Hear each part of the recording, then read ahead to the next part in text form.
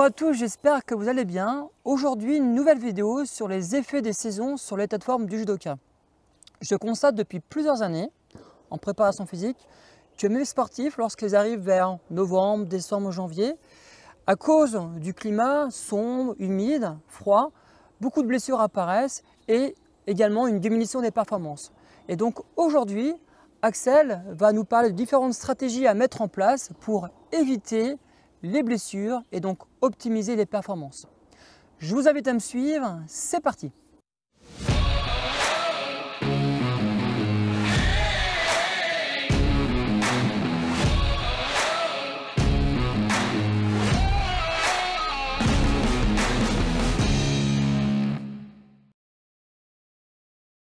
Alors, effectivement, les aliments ont un pouvoir acidifiant ou alcalinisant. Il existe un indice qu'on appelle le PRAL qui en fait rend compte du pouvoir acidifiant ou alcalinisant de ces aliments. Il se trouve que, en particulier en hiver où il y a un risque de blessure qui est plus important, les aliments acidifiants peuvent générer plus facilement des blessures. C'est pour ça qu'après un effort ou un entraînement ou une compétition, c'est très important de prendre des eaux magnésiennes basifiantes à base de magnésium, de potassium et d'électrolytes qui vont basifier et réguler en fait l'acidité qui est provoquée déjà par l'entraînement, puisqu'on produit des radicaux libres pendant un entraînement, mais aussi qui pourrait être générée par une alimentation trop acidifiante auparavant. Donc l'effet cumul de l'entraînement et de l'alimentation acidifiante va générer des blessures plus ou moins importantes. Donc l'alimentation a son importance. Donc les aliments basifiants, ce sont tout simplement les fruits et les légumes. Les aliments acidifiants, ce sont en fait les protéines et les éléments lactés. Alors les éléments lactés, ce sont les yaourts, le lait bien évidemment. En termes d'éléments lactés, on a quand même un intérêt parce qu'ils apportent du calcium, ils apportent aussi d'autres choses comme des éléments fermentés qui permettent d'alimenter le microbiote, mais privilégier plutôt en fait à ce moment-là des fruits et des légumes avant une compétition qui auront aussi un autre effet sur notamment le sommeil, plutôt qu'en fait des protéines et des laitages.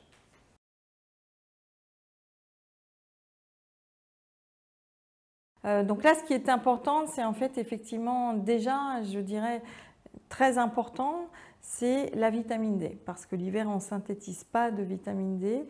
Et la vitamine D fait partie des éléments et des nutriments qui sont extrêmement importants chez un sportif. Pas uniquement par rapport à l'os, mais par rapport effectivement à l'immunité et aux blessures. La vitamine D joue un rôle très important dans les blessures, dans les infections hivernales également. Et ce sont des doses, je dirais, assez élevées de vitamine D. Il faut être en fait dans les doses assez élevées de vitamine D pour avoir cette protection immunologique et de performance. Moi, je conseille plutôt d'en prendre tous les jours, plutôt qu'une ampoule de vitamine D de 10 000 ou 20 000 ou 100 000 UI en fonction de la carence. Il faut bien évidemment doser pour savoir en fait quel est le niveau de carence et comment doit se faire la supplémentation de la vitamine D. Et puis ensuite, apporter effectivement plutôt la vitamine D quotidiennement, tous les jours, en gouttes, 4 à 5 gouttes, ça fait 2000, 3000, 4000, 5000 UI par jour, plutôt que 100 000 UI qui va charger le foie, qui va forcément fatiguer le sportif. Donc après la vitamine D, on en trouve aussi dans l'alimentation.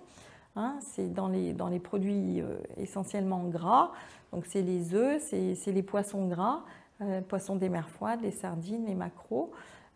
Mais l'alimentation aujourd'hui ne va pas permettre en fait, s'il y a carence, de supplémenter. Et puis par rapport en fait à l'activité intense du sportif, l'absence de soleil va faire en sorte, il va être absolument indispensable de faire un apport de vitamine D.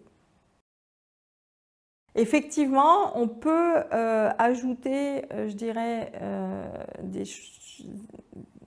interventions lumineuses, qui sont des interventions qui sont déconnectées de la nutrition, mais néanmoins qui vont avoir un effet adrénergique, parce qu'en fait, quand l'obscurité arrive, en fait, l'organisme, par l'œil, par la rétine, se met en mode veille. Donc, moins d'adrénaline, moins de noradrénaline, donc moins de disposition à l'effort et à la performance. Donc, c'est effectivement judicieux et intéressant de faire des séances de luminothérapie.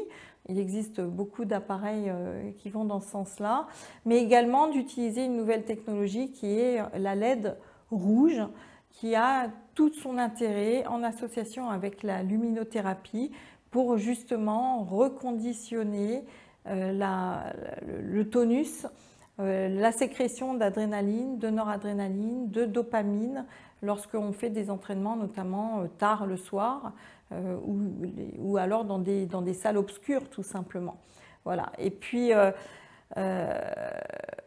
en association à ces techniques-là, bah, effectivement, tout ce qui peut être motivant, stimulant pour le sportif de haut niveau. Donc j'ai envie de dire aller vers son plaisir.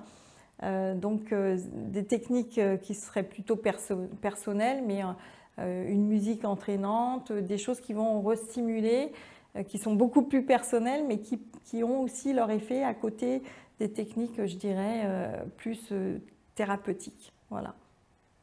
Voilà, c'est terminé. J'espère que cette vidéo vous a plu et qu'elle vous sera très utile pour éviter les blessures et donc optimiser vos performances.